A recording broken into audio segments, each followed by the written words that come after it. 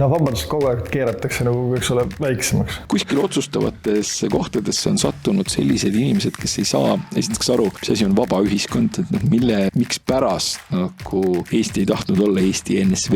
See ei ole nagu terve ühiskonna tunnus, et kõik mõtlevad ühtemoodi. Kui keegi mõtleb teisiti, siis on kohe hüsteeria ja need teisiti mõtlevad inimesed tahetakse kohe sellest ühiskonnast eemaldada. Hakati inimestele ette heitma, kui nad rääkisid põhiseadusest. Et praegu on kriisi aeg, et praegu pole aeg rääkida põhiseadust ja põhiõigustest. Kas see ongi nüüd nii, et kliima või rohepöörde huvides ükski muu õigus enam oluline ei ole ja rohepöör on kõige tähtsam? Iganädalased keegi kuskil ütleb sellise asja nagu tasaareng, degrowth või post-growth on ju see on kõik selline kommunismi ihalus. Ida-Saksamaa, Saksa demokraatlik vabariik tegeles sellega, et tootis trabante ja teisi toredaid asju. Majanduskäskudega juhtida pole nagu võimalik, et eks seda ole ka ajaloos proovitud.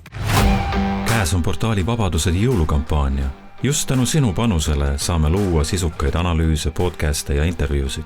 Tutvu meie tegemistega ja toeta meid vabadused.ee/toeta.